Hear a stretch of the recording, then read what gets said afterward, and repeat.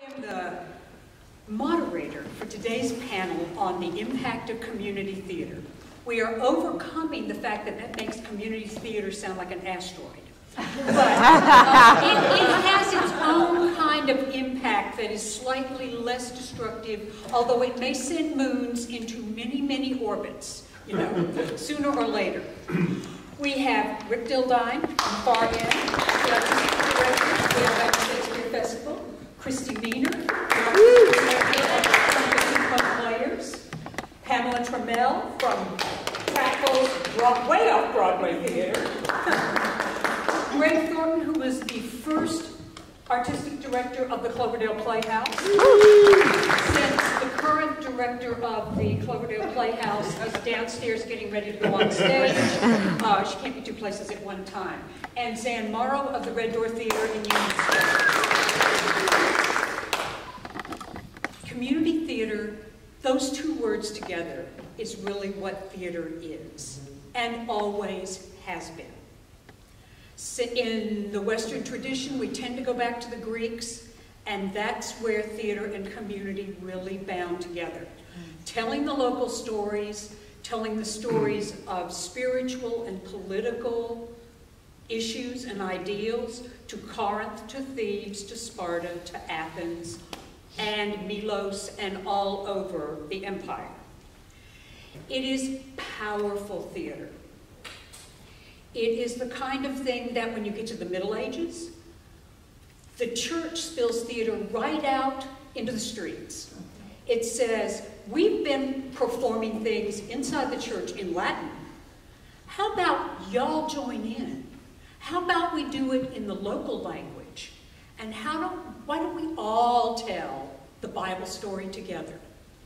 Those cycle plays are powerful theater. And when you see them done, but how many of you have seen a cycle play done, or in England? There is nothing like it.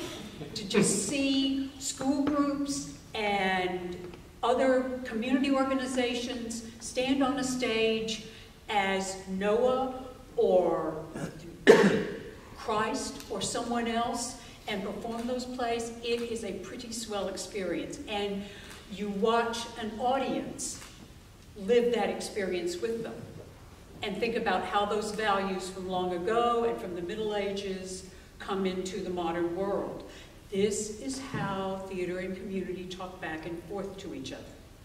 But the term community theater and little theater, which is often used in the same way, actually has its roots in the theater structure of the late 19th century.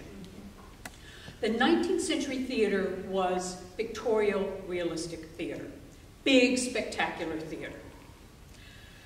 Except when a couple people, such as, people in France, people in Germany, people in England started doing other things. André Antoine, for example, in Paris said, I don't want to do it big, I want to do it small. I want to do it some other ways. And he's one of the first that starts what's called an independent theater. Independent of the profession, independent of other things. He uses some of the new acting styles, some of the new production styles, new plays that can't be done under the censorship of the bigger professional theaters. Ibsen is one of the first people he does when he opens in 1887. 2 years later, the Freibühne. Both of these translate to free theater in English. The Theater Libre and the Freibühne both want to do Ibsen. And Ibsen usually falls outside the censorship in most societies at that time. You changed him if you wanted to real him. You wanted to real Ibsen, you go to an independent theater, which are run by subscription, not box office.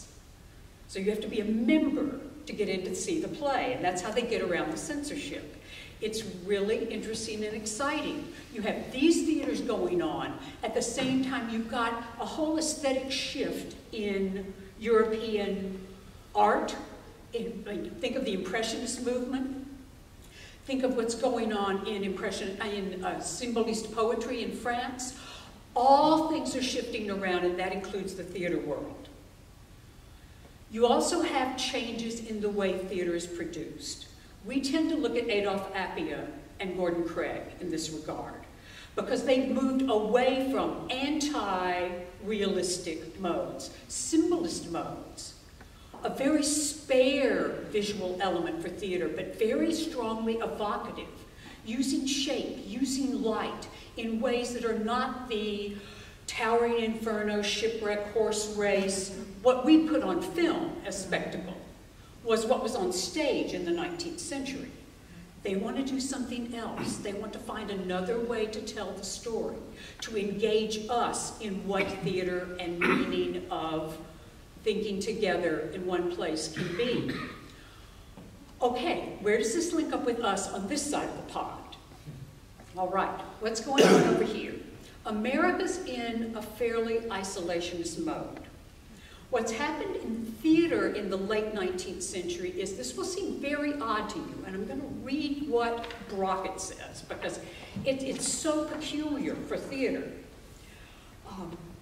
Large resident companies are undermined by large touring productions. Theater is centralized in New York on Broadway, and the repertory system is replaced by the long run. Can you believe it? Plus ça change. They were there. It's like every 100 years. It comes right back. But in America, amateur acting goes back before the Revolutionary War. If there are people, there is acting. There is theater. We know this, because all of you know this. That's why you're here. All of us know this, which is why we're here. In America, at this time, though, they had not kept up with what was going on. Theater was Broadway, was vaudeville, was the spectacle, was realism. And they heard about all the stuff going on in Europe. But it's almost 1912 before enough people get together to say, what's going on over there? We're not doing any of that. What do you think we ought to do? We're not going to talk Broadway into doing it. How about you and me? So the Provincetown Players in Massachusetts, the most famous little theater, the theater that gave us early Eugene O'Neill, start saying, we want to do some things the European way. We've read about these acting styles. We've had some theater companies come over here and tour around using these new acting styles, these new scenic elements. We want this on our stages, and we want to be part of that. So theater in Boston, 2 theaters in New York, Chicago, Detroit, start producing in little theaters. Little because that's the size of the venue they had. They were small spaces. They weren't the cavernous Broadway houses, tiny theaters, but theaters that were powerful. At the same time, you've got, I'm just doing this to keep me on track and so I don't talk for an hour. Okay, this is how I do short. About the same time, in the second decade of the 20th century, you get community theater started. And there are 2 kinds. One this is inspired, this is a Greek revival movement, which we love. They said, let's tell big plays, amphitheater-sized plays, out of doors like the Greek did, about our community, about our history. Things like Unto These Hills, that are still around, that movement started in about 1917. And while most of them, within a decade, moved back indoors and started doing recent Broadway hits, some of that version of community theater is still around. How many of you performed in one of those big spectacles? Have you? And that we've had people at ASF who have done Unto These Hills, and Lee Hook and others famously were long part of that tradition of American theater. That's still going on. You can still do parts of that in any area of the United States. The other is the community theater that grows out of individual communities. We want to do theater.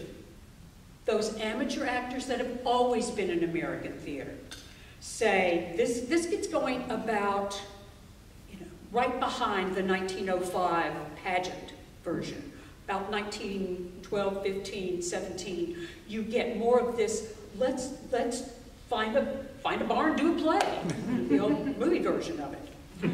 By 1925, there were 2,000 community theaters across the United States registered with the Drama Guild.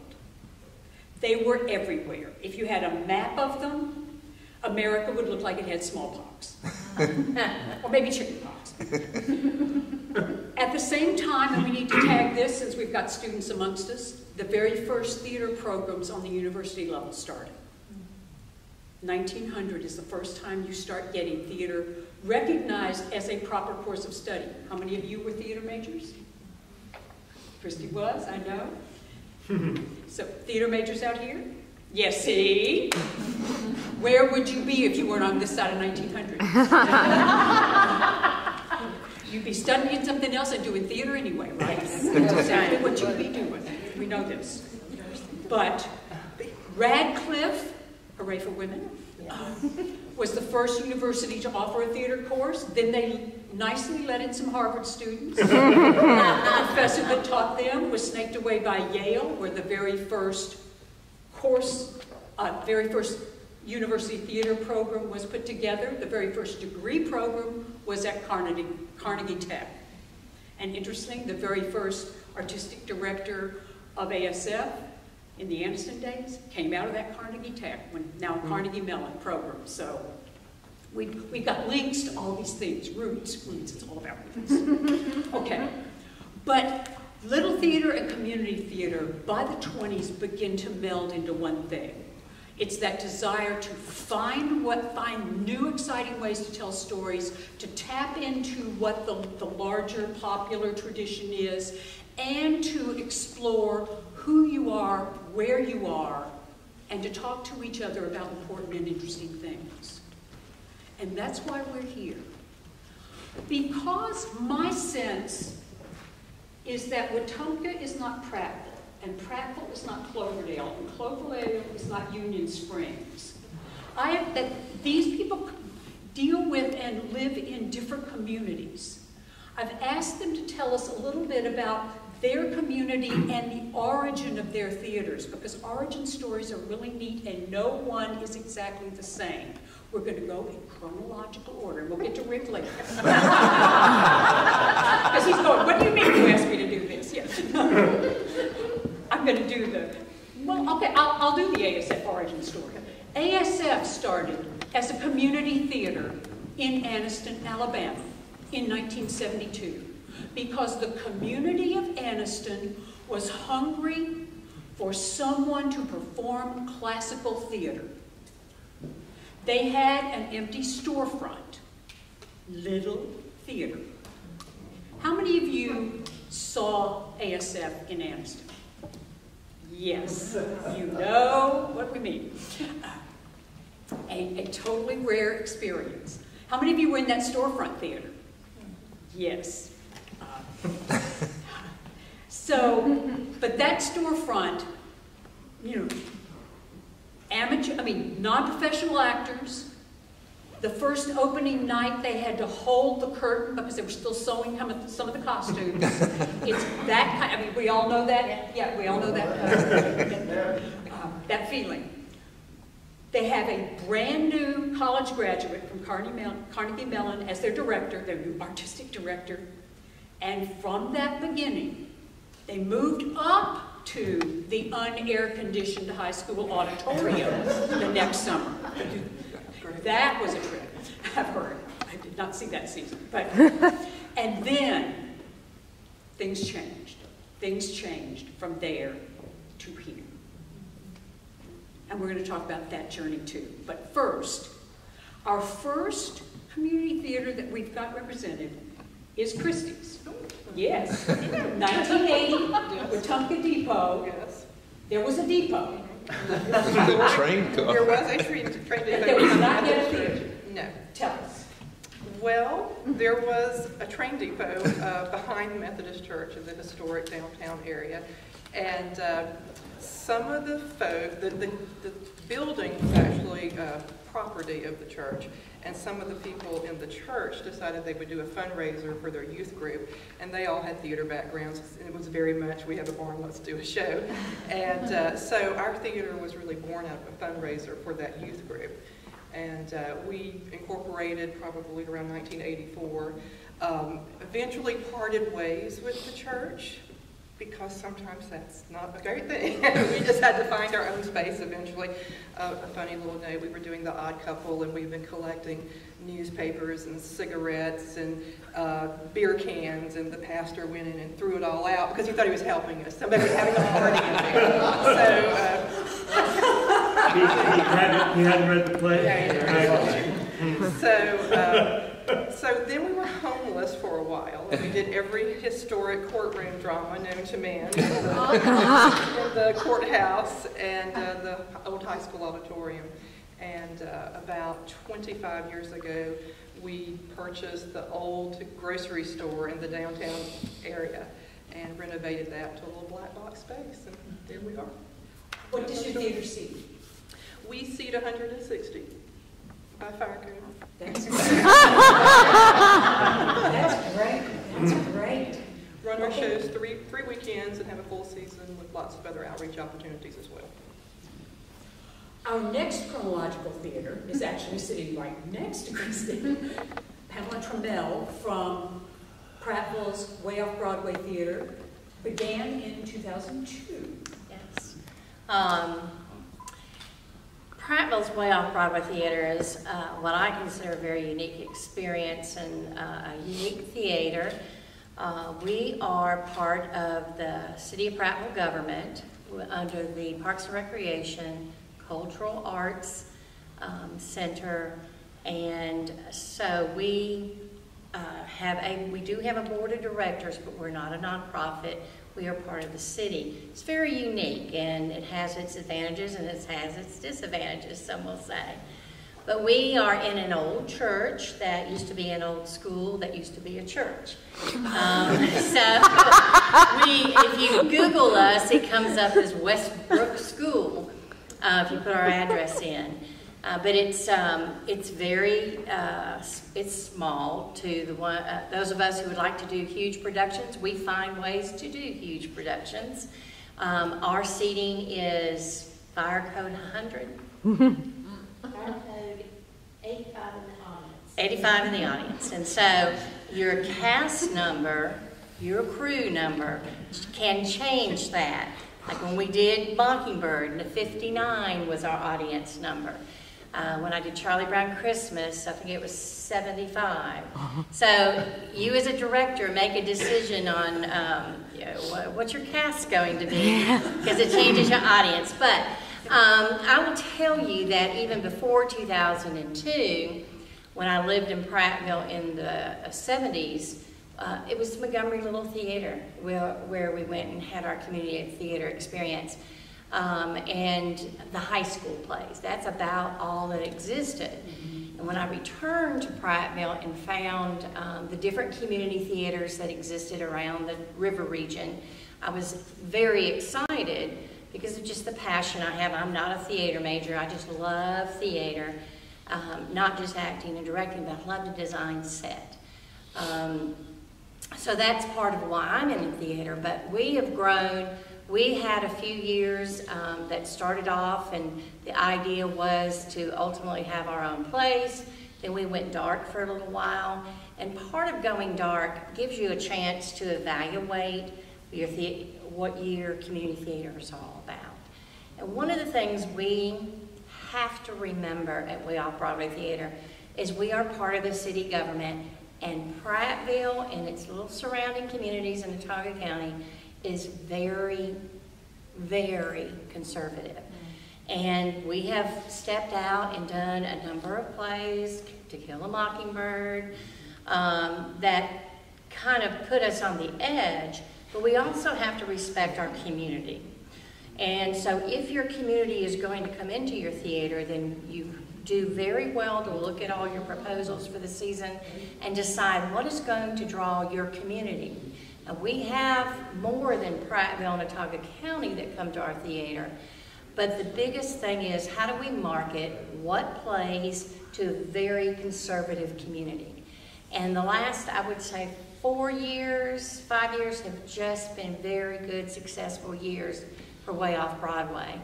And I'm real excited. We have a volunteer, we're all volunteers, we have a volunteer board, everyone who works with a play is volunteers. And I just see great things happening for Way Off Broadway, and we have a great season and very good board members. And the support of our Cultural Arts Center and the City of Prattville is what is the key. And the City of Prattville is excited. I've watched the excitement when I've worked with Mayor Gillespie and the City Council. So that's where we are. Having government involvement, it makes Kristy.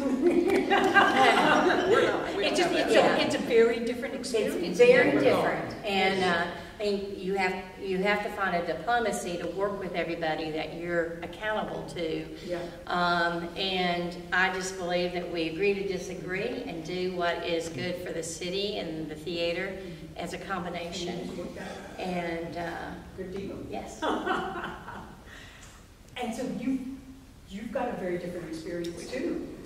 Zan Morrow comes from Union Springs, Red Door Theater, which opened in 2003. This is its 16th season. And like the three on this end, Cloverdale and Way Off Broadway, is in a desanctified church, performs in a former church. So it's a slightly different experience than depots and grocery stores. A good space is a good space. Oh, it's a lovely space. I am on the Tourism Council of Bullitt County. I live in Montgomery, but kind of migrate every day or so to Union Springs. And we were trying to decide how we could draw tourists into Bullitt County. It's a very rural community, economically depressed, issues that arts really don't even become on the radar for them.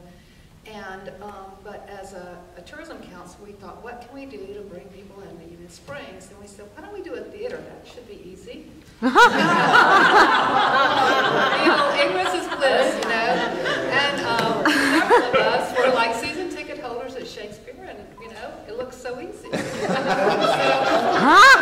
That's what Rick keeps telling us. It's easy, right? So we decided to do that, and then we thought, okay, we've got to have a play, we've got to have a place. So we got the place first. 3 ladies met with the Episcopal Diocese of the part that Union Springs was in, and they agreed to give us the church building. There were no Episcopalians left in Bullitt County. There was no presence. And this beautiful building was literally just disintegrating. It was built in 1909, and so this was 2002 when we were looking for a structure. And so they agreed to donate it, and then 3 businessmen in Union Springs very generously donated 3 acres of land right on the outskirts of of Union Springs, that if there ever was an Episcopal presence again, that they would have a place to build a new church. Wow. So they gave us this incredible, deteriorating, rat-filled, unair conditioned, no bathroom building that we fell in love with. And so that was one step. But they actually gave it to the city because they didn't want to give it to a group of private individuals. So they gave it to the city leases it to us for $1 a year eternally. That's a church part. Yeah, that is a church part. And just for any of y'all, just as I know, desanctification of a church is a really emotional experience to go through. It's very sad. It was an event that we had, but it gave a new purpose to the building. Okay, so then we started looking for, gotta have a play, and we wanted to do something that was indigenous to Bullitt County. And I don't know if any of you are familiar with David Dye, but he was a theater and English professor at Troy University for many, many years and very supportive. And somehow we got connected with him, Alan Swafford, helped put us all together, and David came in to a meeting we were having in Montgomery and said, here's your play, and it was a book called Connect with People, Words of Life, and it was a group of monologues collected by a man from Union Springs that had loved the theater and loved words, and he lived in Louisville, and every time he came home, he realized that somebody he loved had passed away, and he's like, all these people are getting away from me, and I don't know their stories. So he started going around with his little tape recorder and recording all of this, and so we're like, that's not a script, that's a book, David. And David said, well, I have a playwright, and his name is Ty Adams, and he's also went to Troy, and he is from Broadway County. And Ty wrote this most beautiful play that became known as Connect with People. And so we did that 3 or 4 years, and I thought, and it was easy. I mean, it was easy. We had a good director who was like like a drill master. But I mean, you know, we believed everything she said, and we did whatever she said. we weren't rebellious at that time, and so anyways, we thought we'll do something else, and so that's when it got difficult, because that's when we kind of lost control for a little while, because we thought every play was Connect with People, and we didn't even read the first play that she brought to us, and it was like every other word was foul. And again, we have the same issues with a lot of our audience. Most of our audiences, I would say, is over 60, and they don't want to be preached to. They don't want to hear bad words. They don't mind sex. But you can't say that. I mean, I do not understand this. I mean, and Kristy, I think everybody's audience has a different thing. We had people get up and walk out of Cotton Patch Gospel and told me that I was blasphemous. I was like, excuse me? Wow. I mean, they were like there 10 minutes. They didn't even know what it was about. But anyway, but we learned, and that's kind of, and we have really, grown in our community. At first they didn't embrace us, and now they do, and it's really been a lovely journey. So. Hey. Oh, and we seeked. We started out with 160. We took out some pews and put in kind of a faux lobby, because it's a historical structure, so we can't alter the building, so we just kind of like have this U-shaped structure right at the back that doesn't attach to anything but the floor. So now we do about 130. And it's a very intimate little space. We started out with no air conditioning, no cushions on the pews, no bathrooms. We used the hardcore theater. Yeah, it was hardcore. Yeah. We used the Baptist church restrooms, which is 2 doors down, until we produced Laundry and Bourbon and Lone Star, and then they wouldn't let us use the bathroom. So that's our story. See, you only get stories like this when you talk about community. Right. Montgomery actually has a long, storied history of community theater. The Montgomery Little Theater movement started in the 1920s when all that community theater was going on. It was involved, it was in, spaces that were offered to it were one of the Jewish performance centers, and it was all over town. It ended up on Goldthwaite Street in a desanctified Episcopal church, and like they do. But there are people in this room that have worked with Montgomery Little Theater. When ASF began, our house manager was one of the mainstays of the Montgomery Little Theater, the never to be forgotten Alice Ortega. Yeah. And so our box office manager was Marshall Sinclair, who worked backstage at the Montgomery Little Theater all the time. They supported ASF. They were one of the major forces that open arms for bring it. The group slowly devolved and temporarily kind of dissolved in 1995. But the spirit of the Montgomery Little Theater never died. And it found itself kind of re-resurrected, if you can re-resurrect, in the Cloverdale Playhouse. And Greg was Cloverdale's first artistic director. Talk about the Cloverdale Playhouse. Well, it's in a church. What is this? Because, I mean, Susan was talking about the history of theater and the birth of theater and why plays get done. Well, church is a form of theater. And the first time I got my arm is still not quite straightened out by being asked to help get that theater started over there. It was twisted quite a bit by a man named Marsty, he's the founder of the Southern Poverty Law Center, who lives within a stone's throw of the Cloverdale Playhouse. Walking down the street one day, he noticed in 2010 a sign in front of the Cloverdale Christian Church, this gorgeous building on the corner of Fairview Avenue and Cloverdale Road, right down from the Capri, right in that cool, wonderful neighborhood over there. Together, raised the money to buy the theater, so he bought this theater, and Morris, as a young man, was involved with the Montgomery Little Theater. And his group of people, all of whom were involved in the Montgomery Little Theater, that great spirit that wanted to keep that idea of community theater going, raised the money to buy the building, and we started renovations in 2011 in the middle of July. It was warm in that building, and we retained the church pews. We still have them. So on a good day, depending on body types, we can seat 150. On a day where, for want of a better term, say double X, t-shirt size. So I just wanted to sell t-shirts so we knew what our subscribers were. I thought, well, you get it. We'll sell you a t-shirt, then you buy a season ticket. Oh, triple X? Okay, well that pew will be... No, I mean, it's wonderful. And it is like walking into a church because our house manager always comes before his show saying, can we move toward the middle, folks? Let your neighbors in toward the end. And people eventually do, but we actually officially seat 120. We have three paid staff members. Everyone else is volunteers. As Pamela says, this is the only way the theater would function. And we are in our 8th season. The building is totally paid for. I'm so proud of this and continue to be proud of it. We have no debt. So as a business venture, it's done very well. But as an artistic adventure, it has done better than I could ever possibly have imagined. What's so great about the Cloverdale Playhouse, and many of you know that neighborhood, the Playhouse sits at the 5 points, not like Birmingham's 5 points. There's an intersection where 5 streets come in. And the Playhouse is the hub of at least 5 different communities surrounding it. We could hit Alabama State. If you have a good arm, you could hit that campus with a stone. Huntington College is right down the street. We are very involved with members from Auburn University, Montgomery. Huge amount of help from there.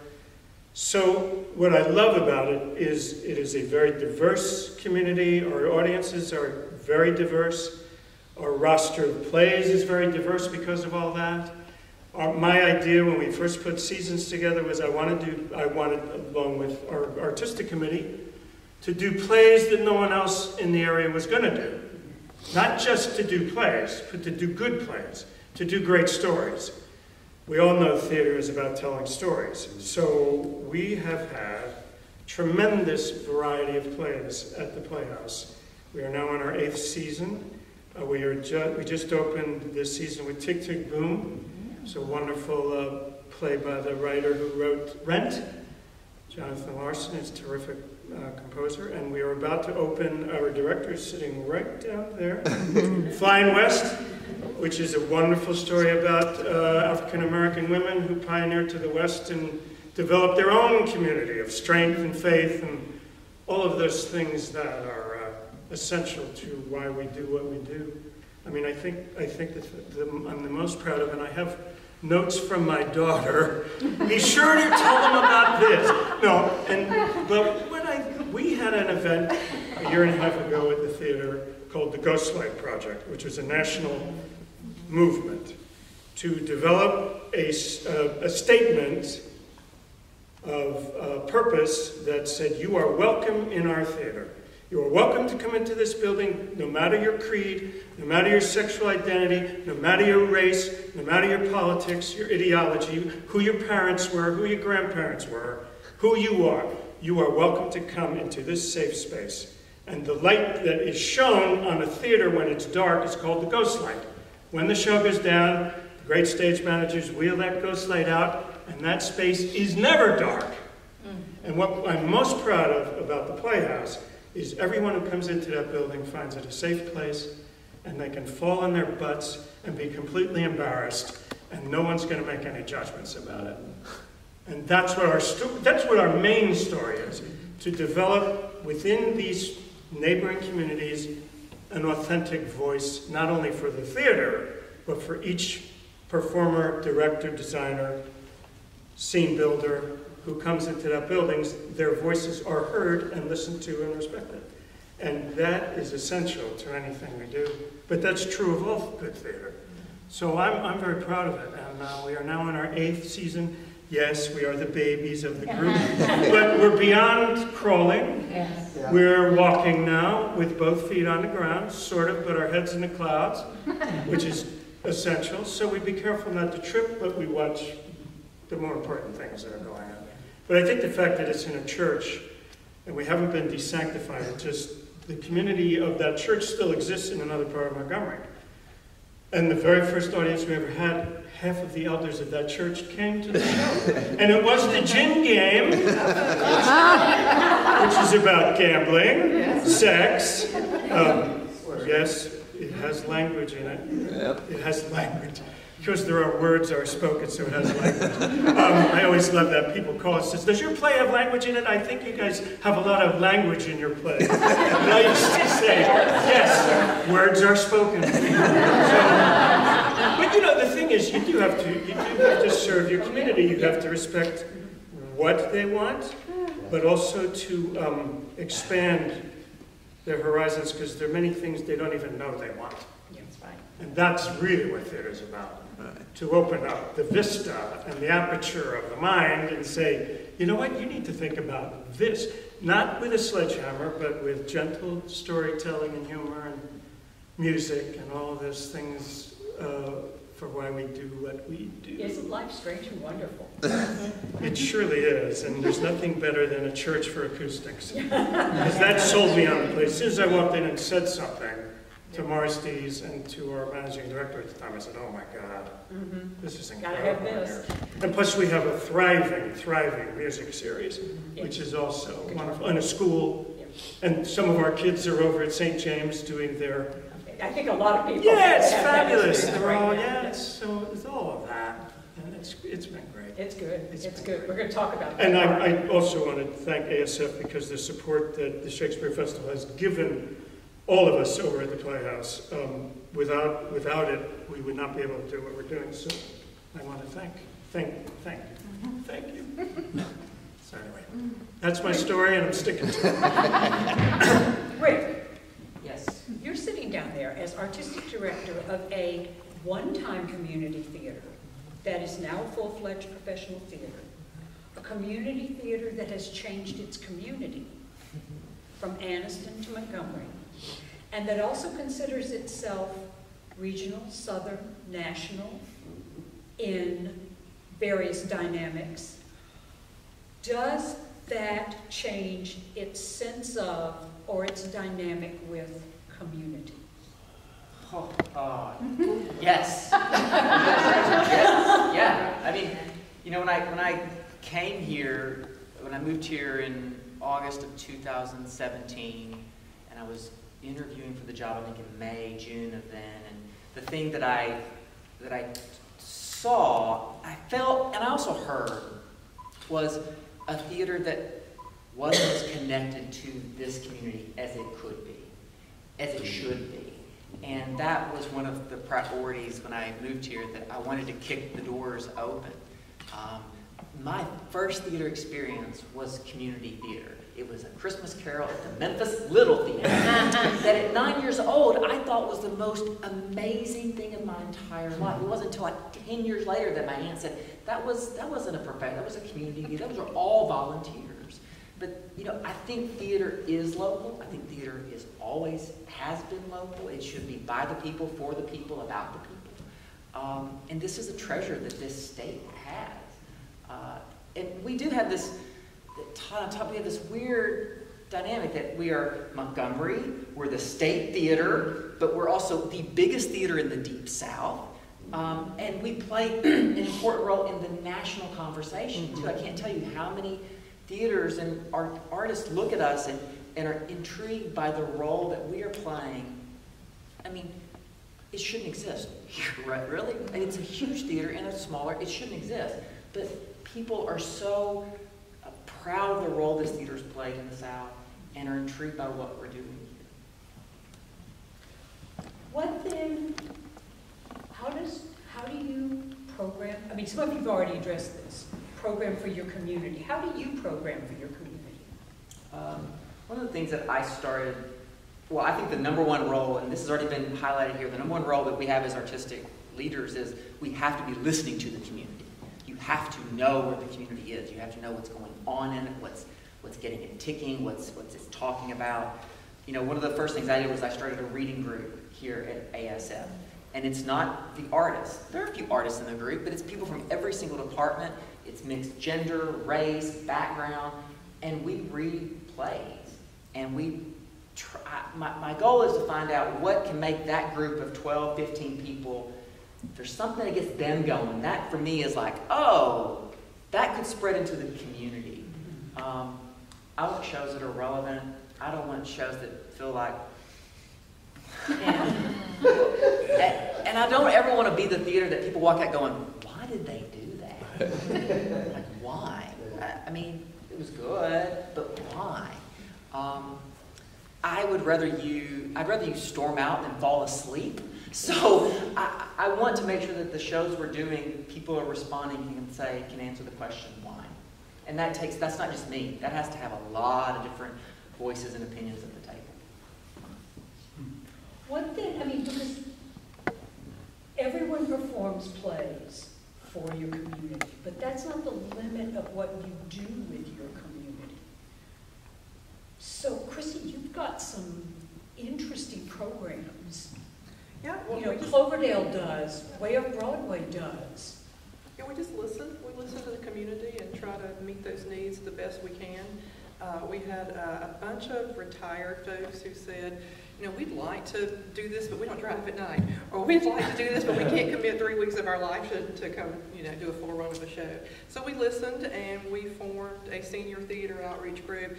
And they've been around for 5 years. They just completed their first all-female version of the musical. Work with me on that. But it was something that was spectacular. We were picked to be a pilot program for MTI to launch that, so we're really excited about that.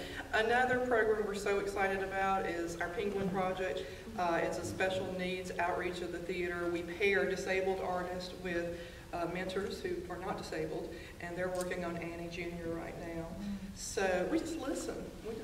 And by plugging in all these different programs, we're bringing different people into the theater, bringing new audience members, new volunteers. I know you and Pamela at Way Off Broadway and Greg have, and Cloverdale, all have children's theater programs. Do you have? We have summer camps. You have summer camps, and you have some. And so what is the relationship of community with younger community? How does theater work with that? Well, I tell you, I think from my viewpoint, and our board is kind of moving toward a stronger version of this. I think the young people are the future, like we say for everything else, but they have unbelievable passion when they come, audition, and are part of a play. This passion lights up, and their families see these experiences with their child, and then they become involved in the theater. And at Way Up Broadway, we are talking about other things we can do for children. We just did a children's theater workshop based on a grant that the Cultural Arts Center received, and we just sent some youth to a Wilson Pickett Leadership of Performing Arts workshop. And there they got to learn from people who have been in the business, and even our local guides. We do our summer camp. We are on a conversation right now about a junior board. And I think the outreach to the schools, giving them opportunity to use our stage, the theater. We have drama teachers on our board. I think the youth are everything.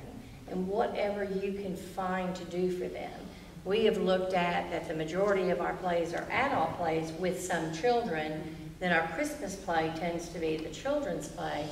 But I think it moves the theater further if you can think about, okay, what other things you can do in your season that is a strong play that has children and adults, so that those children bring their families in. Not only as support, and I mean, when I did Charlie Brown Christmas, every parent, I said, your child's in it, you're a volunteer, you're doing this, this, and this. And without them, I would not have been able to make that show a success. And then they loved it. So, Yeah. What about y'all? Well, I know that our one of the very first things we wanted to do was have a school. So we have fall and spring classes and some summer workshops, K through 12, and then we also have some adult classes. But the best thing that has happened, and Sarah's been instrumental in this, is there are a group of kids who are always in the building. So she decided to develop this group called the Youth Ambassadors, which she fondly refers to as the YAMs. And they have their own production company now. They have an artistic director. They develop their own plays, and they do it all on their own, and they will produce their own plays. What was kind of wonderful was we used to have 6 shows every season. The 6th one was what we used to refer to as the Playhouse Youth Show. We've dropped that because they were so good, we just put one of their shows in the 5-play season, usually in the summer. So they are, it's been fantastic. And one of the great things is that when those kids who come through, who are the future, send you emails saying, I just got accepted in the such and such program, and I couldn't have done this without the Cloverdale Playhouse at school and your help. I mean, at least there are 4 now who are in programs in college. After 8 years, that's not a bad record. So those are the great things. Yeah. Rick, your first production here was Sound of Music. Did you ship in the children? Did I ship in the children? Yes. Yeah. No, I mean, where did your children Oh, they were all everywhere? from local, all from right here. So, I mean, yeah. The interest in theater and you were able to double cast Von Trapp children. And then I think one of our most successful shows this year was doing an entire production with Montgomery Public School kids. Yes. 24 MPS kids, all produced by them, playing all the roles. I mean, that changes. We know that changes our DNA as theater companies too. To have that intergenerational experience is so important. Plus, it just has a great spirit in the building. Yeah. Yes. It's a great energy. It's an incredible energy. As long as you can harness it, it's just the best. No, I mean, we all know that. Yeah. That's true. It changes the spirit in the place. It really.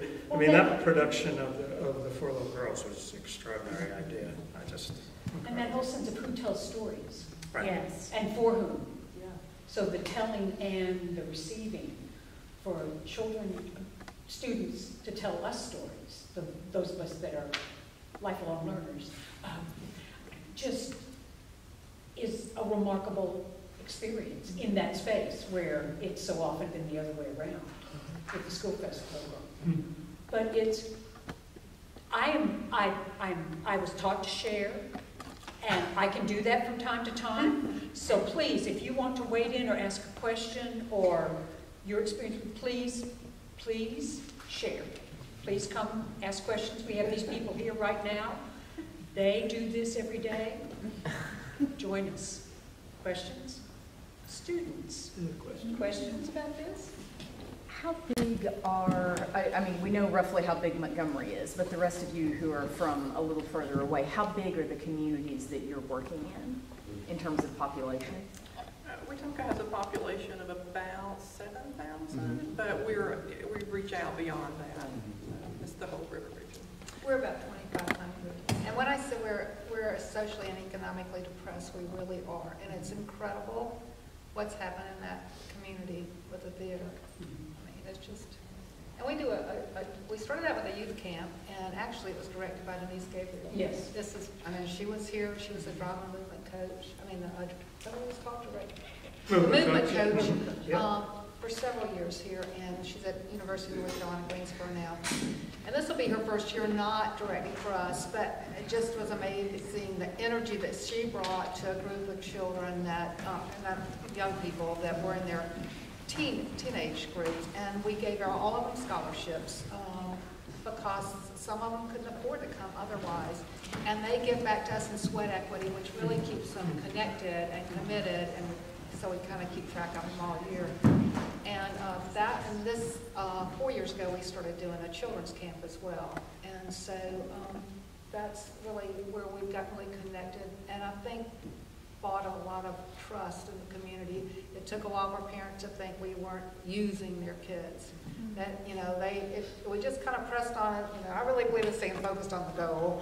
When I had small children, it was like, I expect you to be committed and focused. Focus and commitment, that was the words I would use with them. And that's kind of the way we are with the theater, and we don't get distracted by peripheral, because you can't. People want to distract you. And we don't want to be distracted. We have goals. And so I think when the parents really realized that we were there only to love their children and to help their, and I really so agree what Greg said about, I'm not a theater person. I was an air traffic controller in my first life. So, I mean, this is all new to me still. It's a perfect training for theater, air traffic control. Perfect training. But anyway, that, I mean, you know, I hate to do this. My job is Grinch as well. And if you're going to see the matinee today, you need to stand up and walk toward a theater. Okay? So those of you that are in the theater, if you're not seeing a matinee today, stay in and chat a little bit longer. But I want to make sure those of you who have theater tickets would actually get to the show. Thank you so much. I'm going to switch places with Jeff. Okay. He's our board president, and I'm going to go see a show. Okay, excellent. Welcome, Jeff. Absolutely. Crackles serves, connected to the Otago County, we have about 54,000. And the county, other than Prattville, is very rural, but it's amazing that when we have children's productions, there are, right now in the Pride and Prejudice production I'm doing, 7 of my young people are from 25, 30, 35, 40 miles away within the county. And so that's a dedicated parent who is bringing them to rehearsal and then coming on work days. So Prattville has a large community to outreach to. And one other thing I want to say about the Red Door. No, I know. This, I was just totally shifting gears from children, but when we first started, after we knew we were going to do more than connect with people, we decided that what we were going to do was Southern plays only, and either it was by a Southern playwright or, because I loved the Southern Writers Project, and I know that's kind of been rejuvenated and expanded, which I think is really incredible. And we did several of the plays that were either not done here but read, or that were done here, and we just wanted to promote either unknown playwrights or not, not famous playwrights. I mean, we've done Steel Magnolias, but we've also done plays that have really hardly ever been produced before, and that has been a real fun journey. And and every time we have a different experience. I don't know anybody that's in the theater has the same experience. I mean, like I said, I was air traffic controller. I never had warm, fuzzy feelings when I was a controller. But as somebody involved with the theater, I mean, I've had some of the same sheer terror. But we did a play called The Dreamland Bus, and I think it had only been done once before in New Jersey by the playwright's, I think, sister lived or something. But it was a memoir of his growing up with his physician dad and mother. She wasn't a physician, but his dad was a physician, and he was the one that talked about the Dreamland Bus. They grew up in South Carolina, and so when we started negotiating with him about it, and he really wanted to come, but he didn't. His mother was still alive, but he didn't have anybody he wanted to trust to leave with her to come from South Carolina, I think it was Columbia, to see the play. And then somehow he found somebody that he trusted, and he walked into the show on Saturday night after we'd already started. I thought, who is that old man? And I mean, and it was the playwright, and he wept through the whole thing. Y'all, it was, that was the gift of that production. If it touched, we feel like if we touch one person, sometimes, it's an actor who's going through, an experience or a life change or something, or it's some audience member that tells you, and you always find out these little anecdotal stories and things. And to me, that's what the theater's about. Like, you know, one person at a time. If you just touch one person, you know, that's. And you can't always know how that's. You don't, and you may never hear the story, you know, but now I've learned that I know they're out there, and it's just, it kind of just makes me feel so connected to. I know people I'll never see even. It's just, you know, I think that's what the theaters is so abstract and universal, and at the same time it's so intimate and personal. And I think that's why people really love theater. And that's why I do. Yes. I wanted to ask a question, your observation, how the audiences that come to see ASF and also come to see community theater, how you help prepare those audiences to see shows here, and how ASF helps prepare audiences to see plays in your region. Because I think it's remarkable we have this much theater in the river region. You got to have audiences to come see it. So what are your struggles in trying to develop that audience base? Well, from a practical point of view, you can't do a show they're doing. And you shouldn't. Yes. Exactly. That's a different kind of animal. I mean, one of the interesting things when we were first getting started was there was some concern, are we going to take the audience? Why anybody worried about this, I have no idea.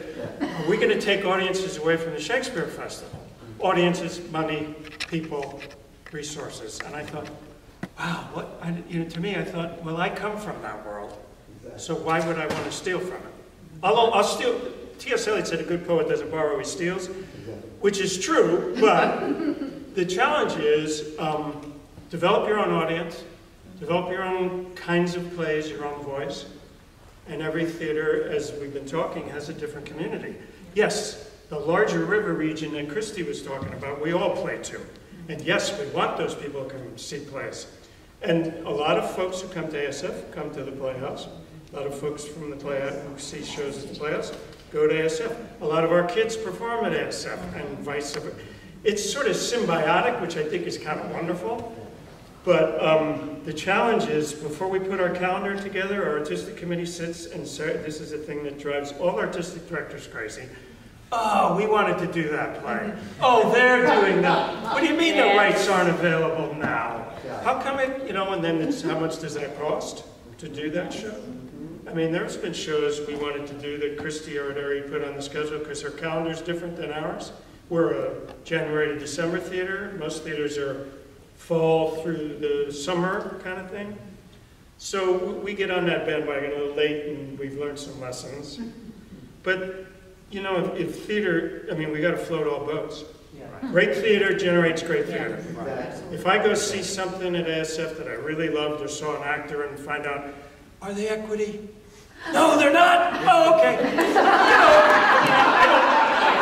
I don't have that problem anymore. That's someone else's problem now. Good. But how great to go see an actor or an actress in a show and say, God, we need to get that actor on our stage.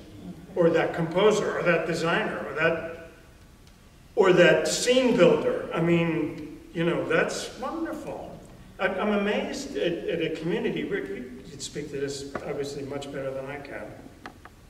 As small a city as Montgomery is, maybe 260,000, though it's shrinking a little bit to below that now, I think. The whole demographic of the community is also changing dynamically over the last 10 years.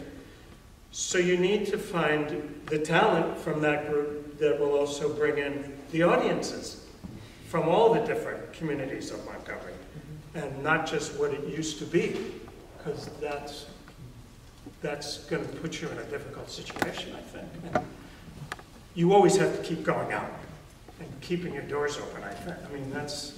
Yeah, when you look at Montgomery and the three-county area, the greater Montgomery, and then the South, it's not just one community. It is one community that is many communities, which is kind of the history of the South.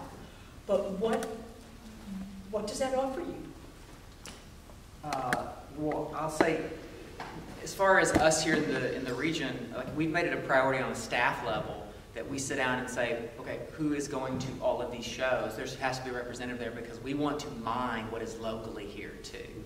I look at what y'all are all doing, and there's one of someone up here is doing a show this year that I wanted to do. But I think it happens the other way too. Like, I think that we're all in this together. It's about all boats rising. But yeah, we're mining the talent here locally too. We're looking to see how can we build on a strength of a relationship here, and where's the talent? Yeah. Same thing for universities here too. We're going to, but we make it a priority. I mean, Greta and I sit down and go, okay, how is one of us going to be at all of these shows? And I just want to share too, because like I said, we were ignorant about theater. None of us were. I mean, when like we had like for a while we had one director. We didn't know what Fiona.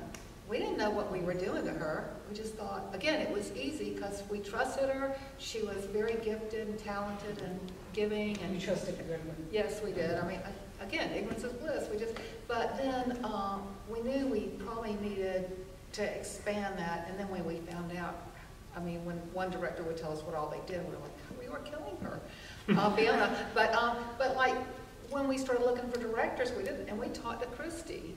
And Kristy gave us a director. I'm like, you know, I look back and I thought, she has been like, I tell her, she's like the theater mommy. I mean that the utmost respectful way, because she could have been threatened. I mean, like I put myself, if I thought somebody came at me and wanted somebody I had that belonged to me, I don't think I would have said, oh, send them back. Yeah, don't take them. I'm not telling you this person's name. No, you know, but she, and I think she is really, because of her generous spirit and her very secure level where she is. She has an abundance of yes, talent. absolutely, and it has helped us grow and learn to be more sharing. Yeah, I do think that's one of the great, I mean, it's something I sort of didn't know.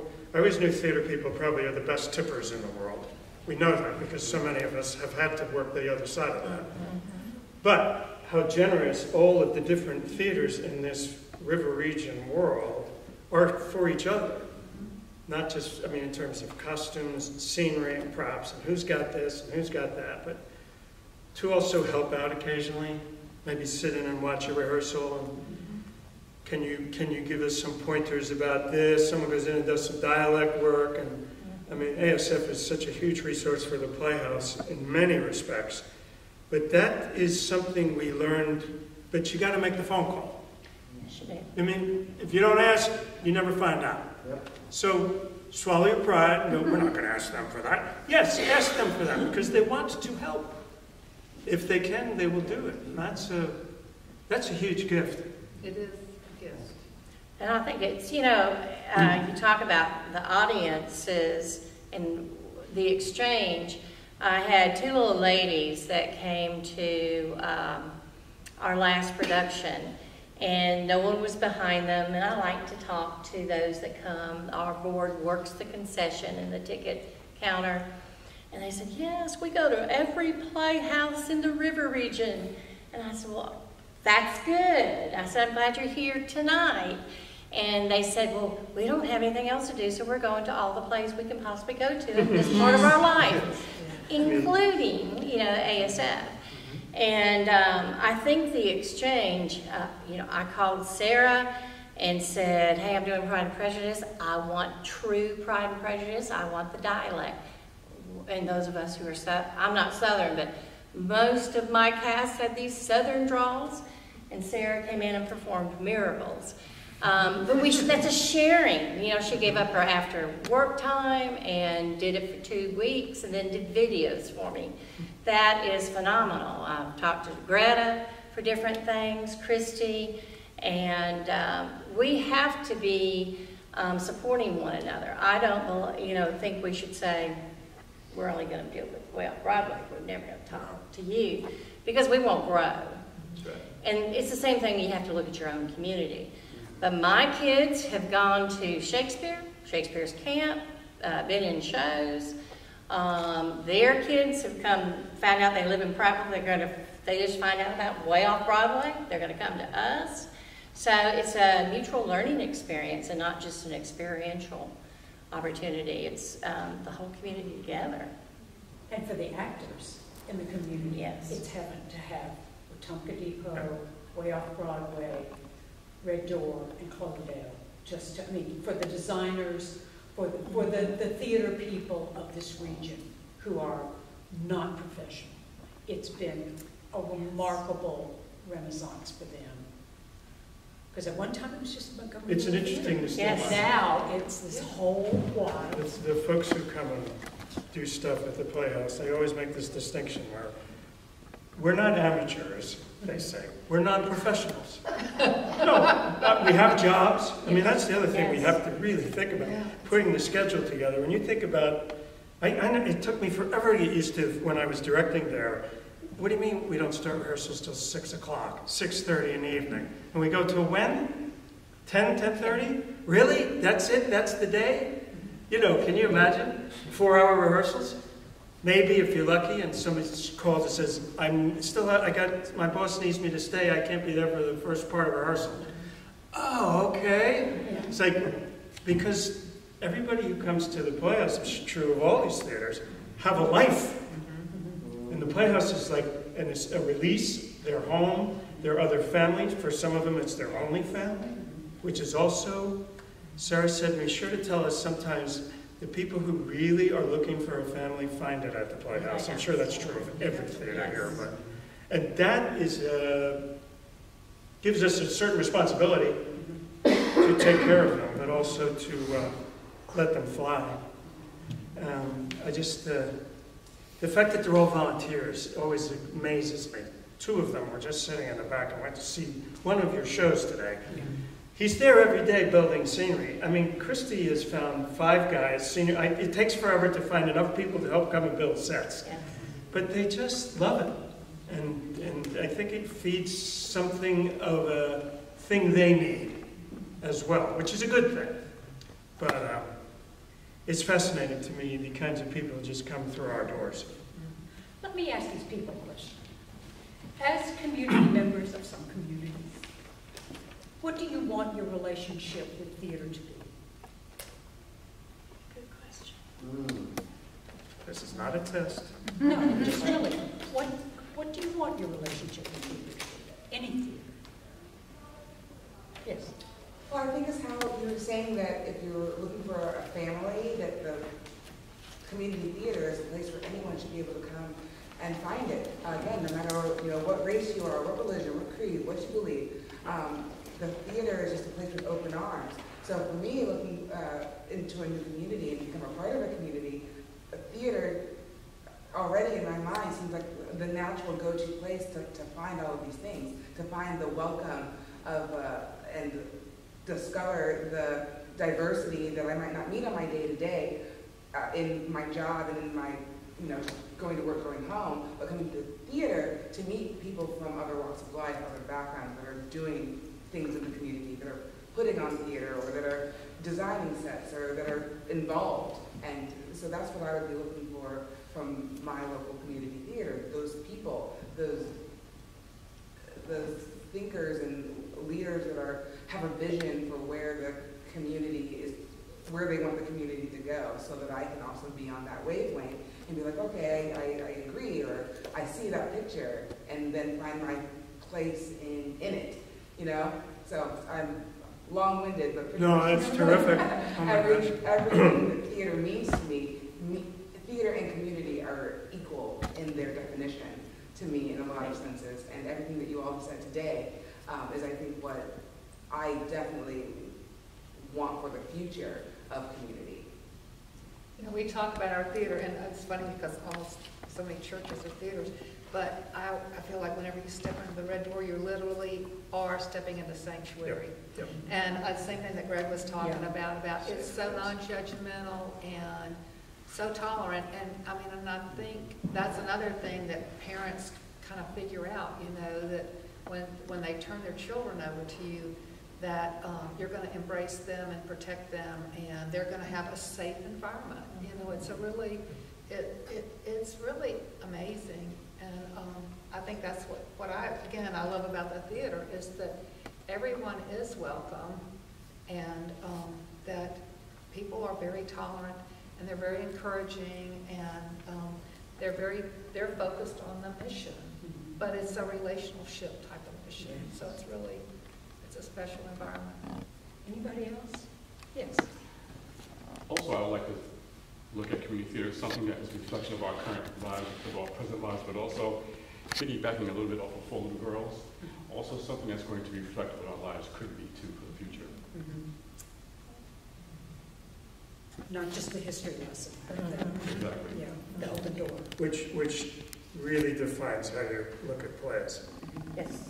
I mean, to be able to do, one of the things at the Playhouse that's hugely important to me is, aside from the plays, we also have special events. Southern Voices is just a night where the great stories of the South are just sort of read in an evening. Not all of them, obviously, but we picked them, and that, I mean, that's important. One of our huge helps is right over there. Nancy Anderson has been essential to us for that. But the 4th of July, the reading of the Declaration of Independence, was an amazing evening here on the grounds at ASF. One of my great memories is when we did on the march to celebrate the 50th anniversary of the Selma to Montgomery March. And we had literature from all of that, and music, and it was absolutely packed. We definitely went over the fire code that night. When we left the doors open and there were firefighters standing in the lobby, so it was okay. But those are the things that I think make theater essential to the community, because that is the voice you want to hear, I think. And it's so, the voice gets more diverse every day. And that's a huge blanket to try to wrap everything around, I think. This is a conversation we need to continue to have. We're all listening. You're all our community. We need you. But now I have a catch and release program. We need to let you back into that other community outside of a rehearsal hall. So thank you all so much for coming. Thank you. Please thank you.